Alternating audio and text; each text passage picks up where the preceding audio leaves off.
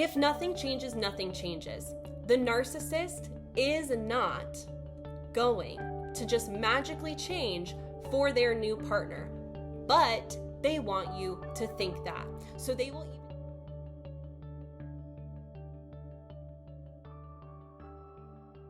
Hello and welcome to the top 10 questions I get asked on narcissistic abuse and how to heal. If you're new to my world, my name is Alex Scott. I am a narcissistic abuse and healing coach who specializes in helping my clients heal from narcissistic parents or partners. I am also certified in trauma informed, and this is my little man. His name is Jax, and he's the cutest Cocker Spaniel in the world.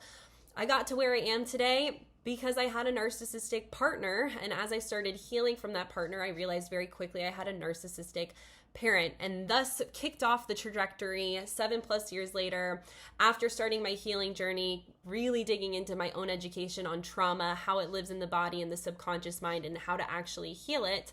I am now so thankful to be where I am today, helping you have the same transformation, going from survivor of narcissistic abuse who feels super anxious, struggles with ruminating thoughts, might struggle with depression, going into creating a life where you thrive, a life where you wake up happy to be alive with a smile on your face and so grateful to be where you are today. So let's jump into it. Question number 1, are they actually a narcissist? How do I know for sure?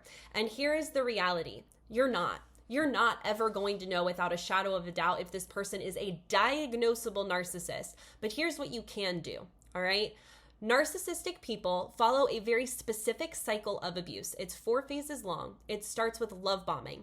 Love bombing a lot of times gets to be seen as large purchases, right? Or constant compliments, but it can also be really sneaky, right? It can be constant communication. It can be mirroring, right? So they mirror your hobbies, your interests, your habits. They might even mirror things like the verbiage, the language you use, maybe different mannerisms that you have. But really what they're doing here is they're painting this picture that they are your soulmate, that they are your perfect person. And the reason they start their abuse cycle with love bombing is because it establishes a false sense of intimacy. It establishes a false sense of rapport, of trust, so that as they start to continue their abuse cycle with the devalue phase, phase 2, you are now justifying. You're already bought into the relationship. So you'll start to say things like, well, maybe they're just having a bad day, right? If they just get through this period of time, they'll get back to treating me how they were, right?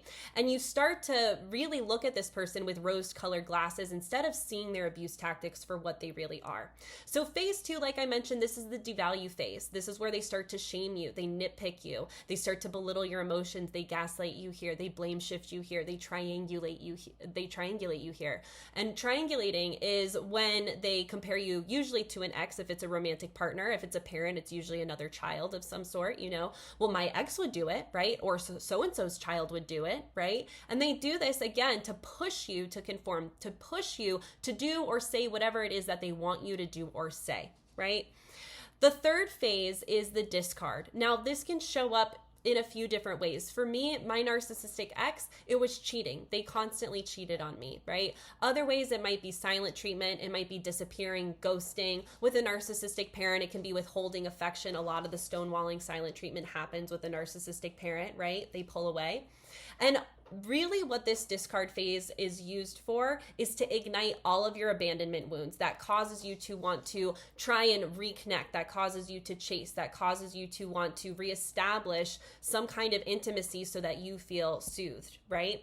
And the reason they do this is because when you start to want to reconnect, when you start to want to, reinitiate that intimacy with them, they continue to push you further and further away. And then they pair it with some of the tactics from the devaluing phase, like gaslighting, triangulating, blame shifting, all of those things. Because really what the narcissist is aiming for in phases 2 and 3 of their abuse cycle is to make you question your sense of sanity, to make you question yourself, to make you question, am I really the narcissist? Am I crazy? Am I misremembering things? Because the less that you can pick up the trail of a narcissist and see it clearly for what it is, and the more confused you are, the easier it is for the narcissist to get away with what they're doing, continue the cycle, and avoid all versions of accountability and responsibility. All right.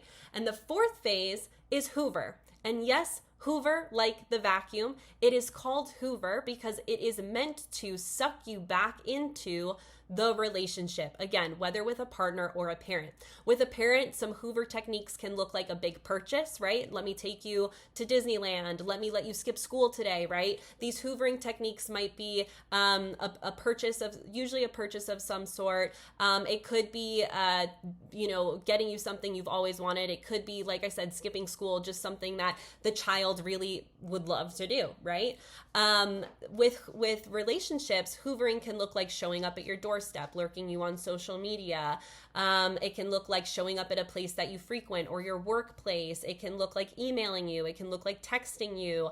There's a bunch of different ways that Hoovering can show up. And like I said, the goal of the Hoover phase is to get you to come back, and the narcissist will just continue the abuse cycle. So the way that you find out if you're truly with someone who's narcissistic in nature is you need to look for the cycle of abuse, which are the 4 phases I just outlined, and it happens in a consistent pattern. It happens to a point to where it becomes predictable. So with my narcissistic ex, it happened every 2 to 3 weeks. That cycle, all 4 phases would go around really quickly, right?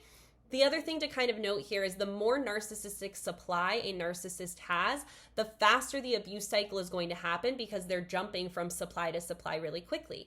The less narcissistic supply a narcissist has, they're most likely going to have a more drawn out abuse cycle because they're going to take from you as much as they can before they move on to another supply, right? So in the case with my narcissistic parent, it was more like a 3-month-ish cycle.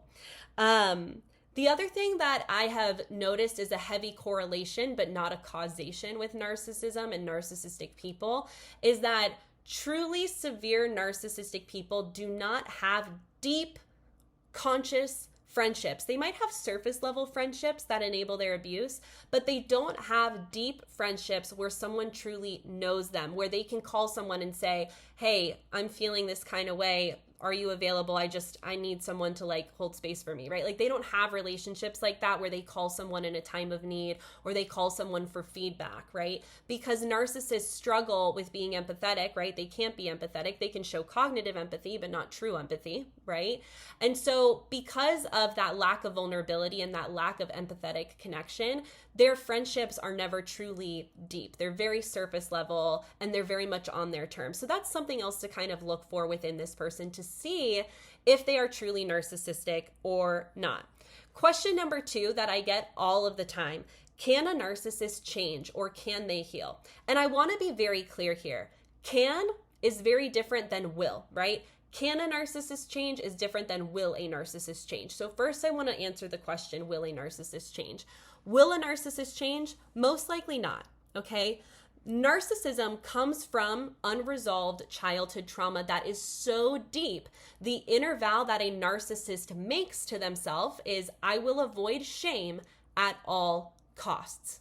This is why they don't take accountability. They don't apologize. They don't feel empathy. Because if they did those things, they would be feeling shame, which is what they quite literally avoid no matter the cost, no matter who it hurts in between, right? So when you look at will a narcissist change, the answer is 99% of the time, no. People only change when the pain of staying the same is more than the pain of changing, right? And a narcissist, why would they? They have so many people that enable their abuse. They get to have their cake and eat it too, right? Because the new narcissistic supply doesn't know any better yet, right? So it's very rare for a narcissistic person to change because there isn't really a need to, okay? Now, can a narcissist change? The short answer is yes. Narcissists are capable of change. I have met a few diagnosed narcissistic people who are in their psychiatrist's office every week, multiple times a week, making the strides to heal and manage their narcissism, okay? But it's extremely, extremely rare, and if I'm being really honest, it's usually court-ordered, meaning some kind of drastic thing happened where a judge had to order this person to go to court, which is usually how they get a diagnosis in the beginning at all, right? So that is the answer. Narcissists don't want to change because in order to change, they would have to take accountability for what they're doing. And that quite literally is the basis of the disorder, right? They avoid accountability. They avoid any feeling of shame or responsibility. Okay, question number 3. Am I the narcissist? Okay.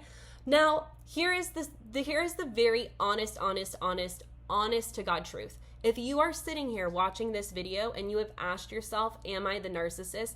It's actually more likely that you are the survivor of the narcissistic abuse, okay? And the reason for that is because narcissists do not self-reflect. They do not take the time to ask themselves, how am I contributing to this? Because again, that would mean that they would feel some kind of shame or remorse around what they are doing, right? The fact that you can sit here and ask yourself, am I the narcissist? Am I the one that's propelling this abuse cycle? Am I the one that's showing up and gaslighting other people? Am I the one that's showing up and triangulating and blame shifting and avoiding accountability at all costs? The fact that you're even there shows you're not a narcissist. Now, you might have narcissistic tendencies because a lot of the times, especially if you've had a narcissistic parent, we're monkey see, monkey do, right? So if you have adopted narcissistic defense mechanisms, right, like being defensive or shutting down during conflict or things of that nature, the difference between someone who is a diagnosable narcissist and someone who might have narcissistic defense mechanisms is that the person with the defense mechanisms is going to care about how they impact other people, and they are going to want to improve and do better, right? And so if that is you, which I'm assuming it is, because I highly doubt you would be watching this if there wasn't a part of you that wanted to heal, right? That wanted the answers. You're already on the right road. You're already on the right track, okay?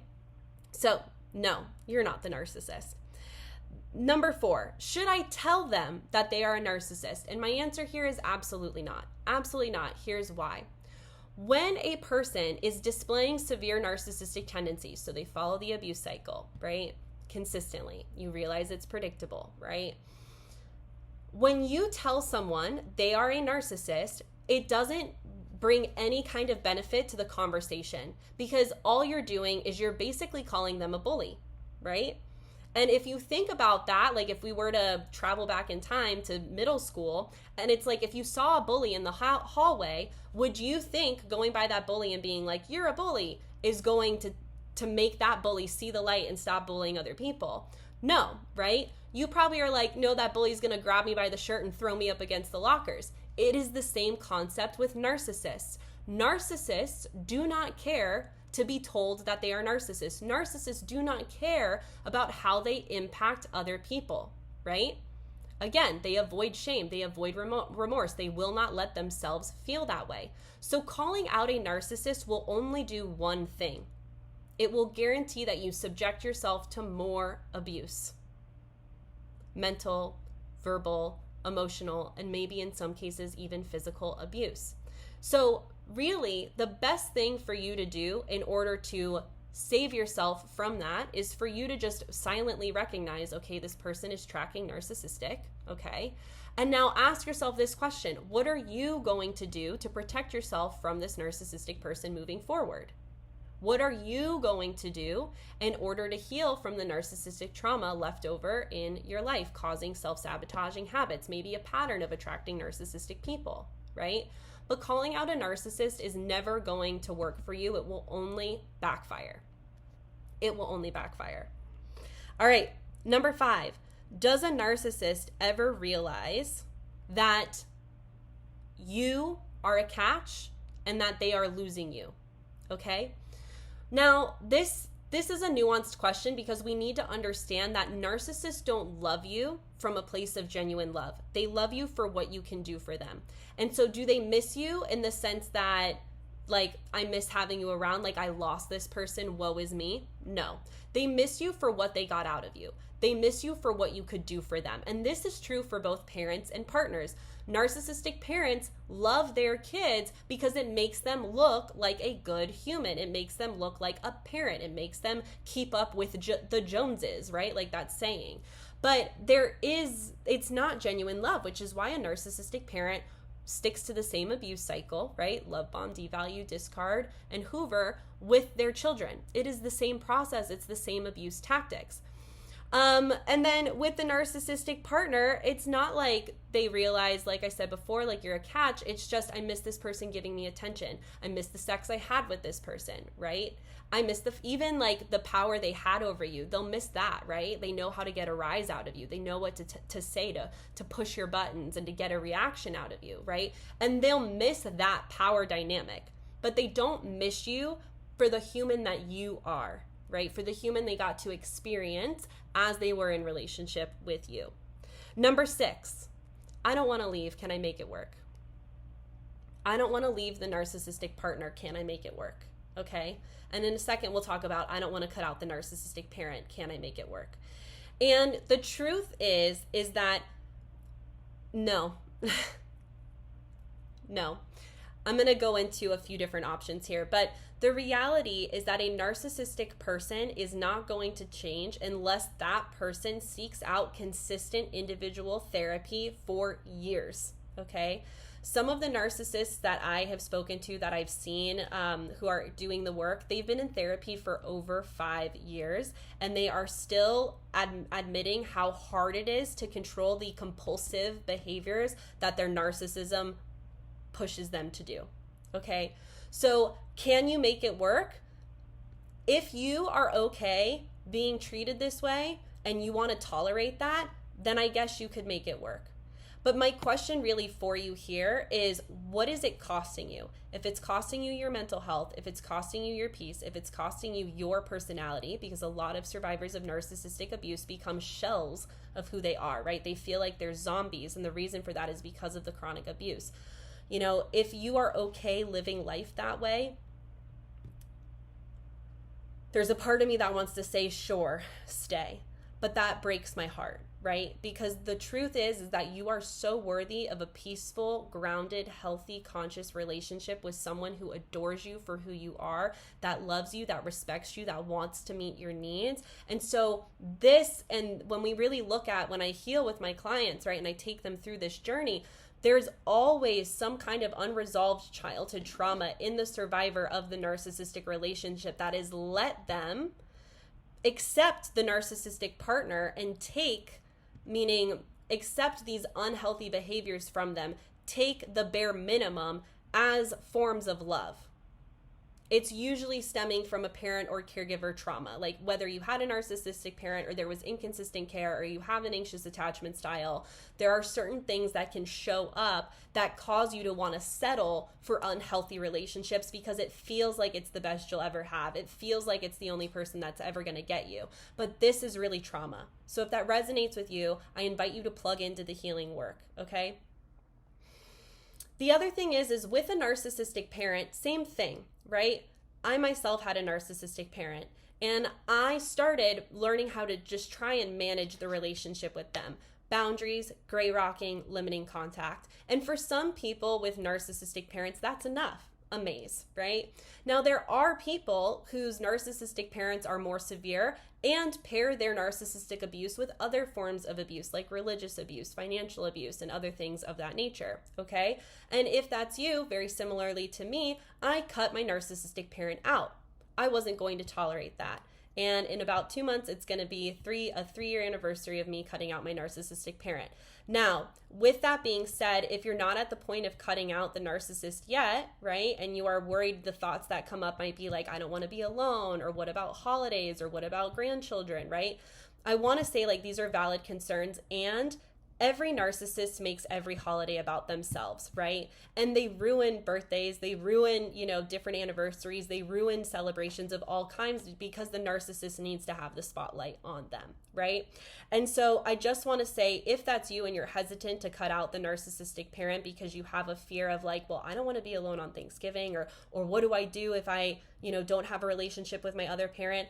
I feel you, I hear you, I am that, right? Like, I don't have a relationship, unfortunately, with either of my parents, one, the narcissistic one, and two, the other one, because of the damage from the narcissistic parent, right? And the association with me and that other parent not wanting to, be reminded of that. I get it. Does it justify it? No. right? But as you heal and as you start to understand that you get to create life on your terms, I choose to sign up for holidays where, yeah, I may be alone, which, by the way, I want to say this last Thanksgiving and Christmas, I was 100% alone. It was just me and my little man, Jax, hanging out. And it was two of the best holidays that I had ever had because I got to do what I wanted on my terms, right? I didn't have to worry about the mood swings or the demands or the expectations of the narcissist or all of the different abuse tactics that they would unleash on these holidays. I was just happy being me, myself, and I with my dog, enjoying the day without, any kind of disruption. It was just peaceful. It was happy. I got to visit chosen family, friends that are like family. And that is way more fulfilling and holiday-ish, like that vibe of like merriment than subjecting myself to the narcissistic parent's abuse, right? So I just want to say that in case anyone out there is having any fears, whether this relates to your narcissistic parent or your ex, I get it. Okay, the next question I get all the time is, will they treat their next partner better? Okay, this is something that is actually used as an abuse tactic by narcissistic people, okay?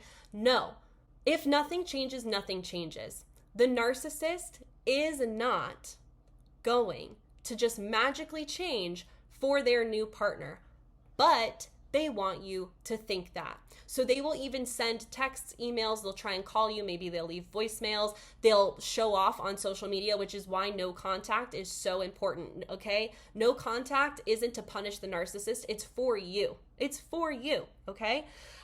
You shouldn't know if they're flaunting a new supply. Like, you shouldn't see that on Instagram or TikTok or wherever you follow them. So they want you to believe that they're going to be everything that you asked, right? They want you to believe that they're going to magically become the partner of your dreams for their next partner, because this is how they Hoover and love bomb again. This is how they start the cycle of abuse again. Because again, when you start to doubt yourself and you're like, oh my God, look at how they're treating this new person, right? Maybe I was the problem. Maybe if I just fix my stuff, they'll treat me better. I do want them back. They want that to happen. They want you to doubt yourself so that you chase after them, so that you're open to being in a relationship with them again. And then it unleashes the entire abuse cycle. It is just another tactic. Ignore it. And if you haven't yet, block them. It's not immature. You're protecting yourself from an abuser. Okay? Okay. Question number 8. Should I blame myself for not leaving earlier or not seeing through things? No.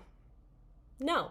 You didn't know what you didn't know. I didn't know what I didn't know, right? I didn't have language to assign narcissism, gaslighting, I didn't have any of that, right? Just like you probably are just now learning about all of these things, and that's okay. You don't know what you didn't know. Additionally, the reason people are attracted to narcissistic partners is because of unresolved childhood trauma. And a lot of people are like, well, I had an okay childhood. They put a roof over my head. They fed me. They had clothes. They got me clothes, right? I got to go to dance class or play sports or whatever it is.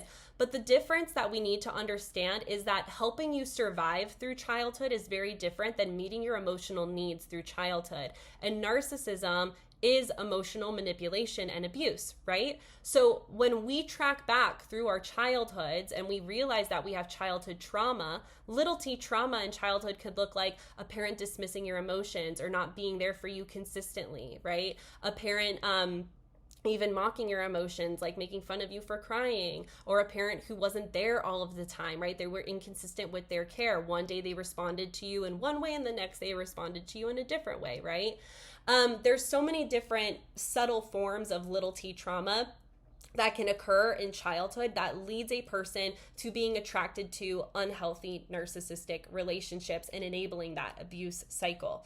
So you shouldn't blame yourself. It's not your fault. You don't know what you don't know. Now that you do know what you've been through, right? And now that you know it's the unresolved wounds from your past that had you attracted to this person and enabling this abuse cycle, it is up to you to heal. Trauma isn't your responsibility. You couldn't control how people treated you. You are in control of your future, right? It's up to you. It's your responsibility to heal the trauma so that you can create a life that you actually want for yourself, right?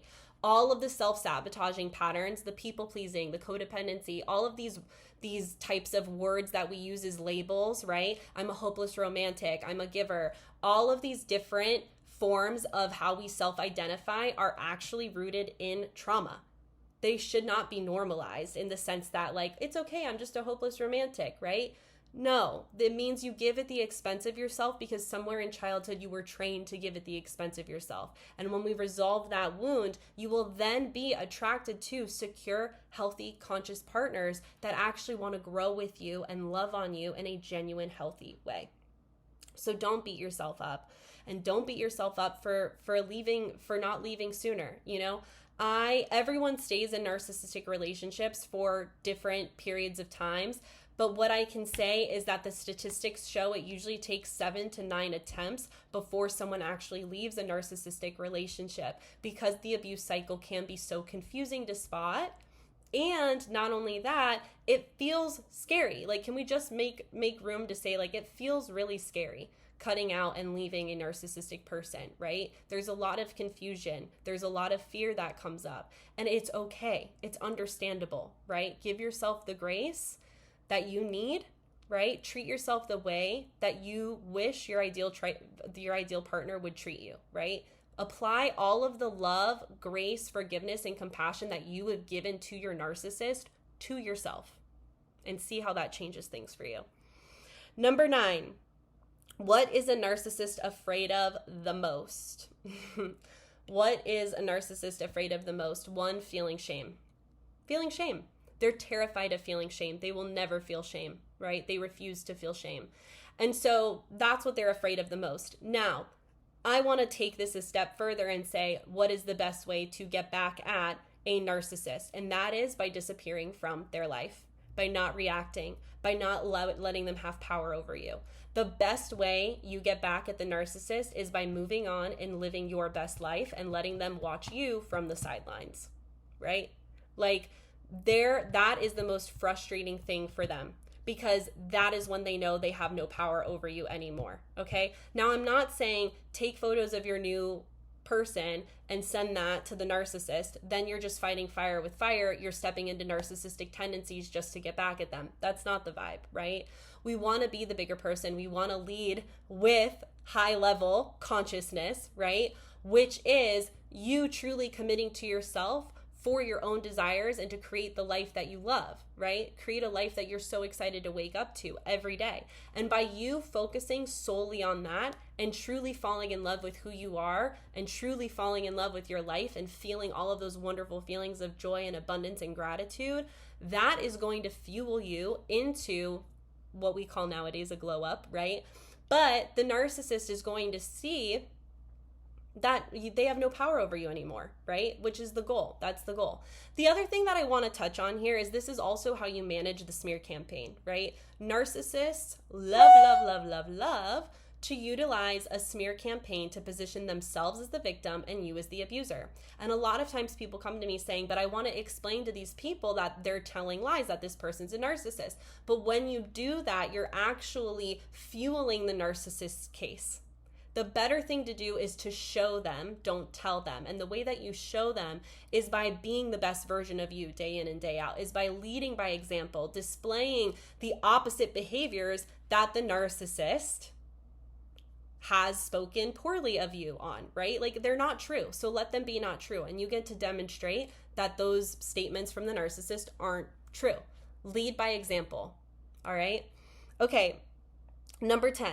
Why is it hard to heal after narcissistic abuse, and how long will it take to heal?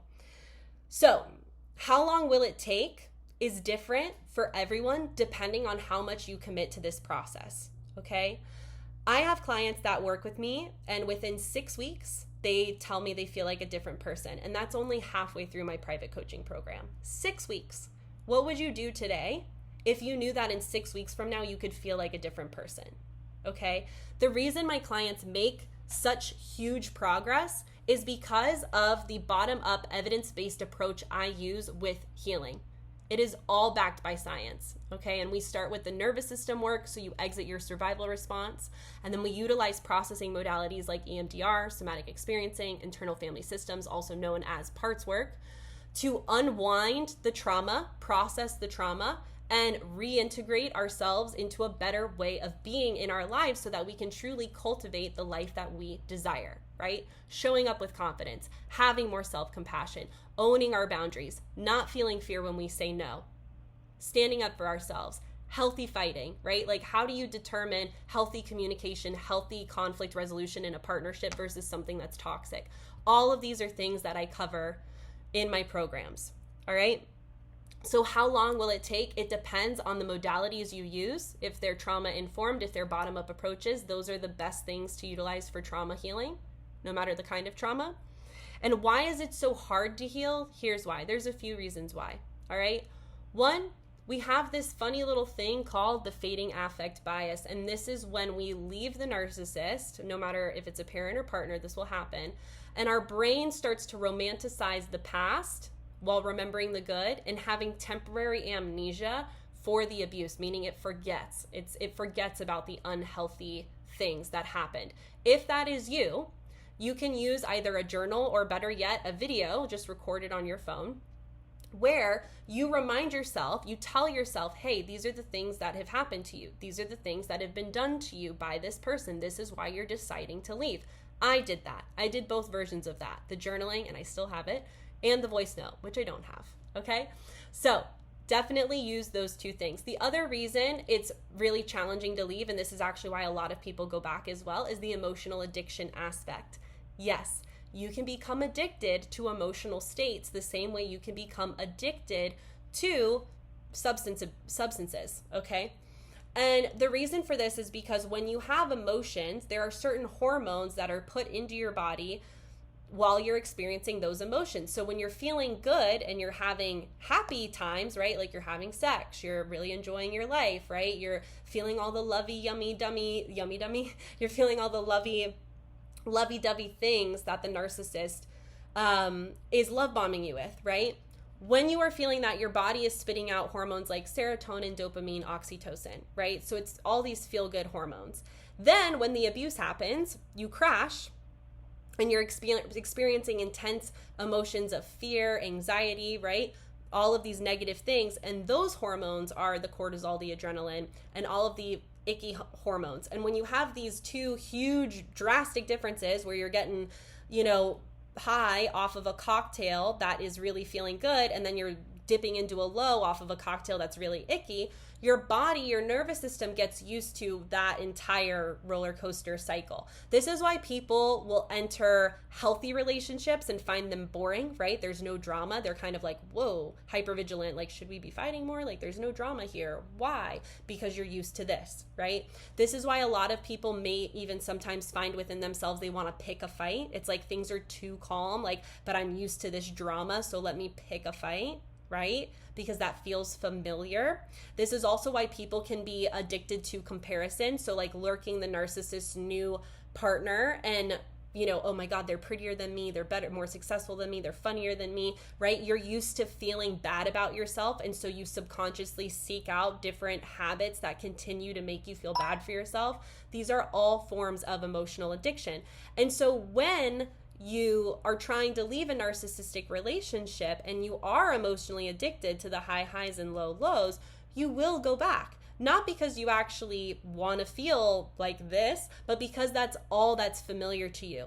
And we gravitate towards things that are familiar because even if it is abusive, our nervous system feels familiar in operating in that unhealthy environment, which is why the nervous system work is so important. The only way you heal, the only way you reprogram yourself for healthy, conscious relationships is allowing the nervous system to regulate, exit its survival response, and be reprogrammed to be attracted to secure partnership, to be attracted to stability and safety in the partnership instead of this volatility, right? Okay, so did that answer everything? I think so. Okay, so thank you so much for watching this video. I just wanted to run through this really quickly because I get these questions all of the time. I am sending you so much light and love. If you are interested in working with me, take a look at the description box below where I have outlined my signature membership Healing Hackers program, my private coaching program if you want to apply for that and work with me, as well as some other really fun different things.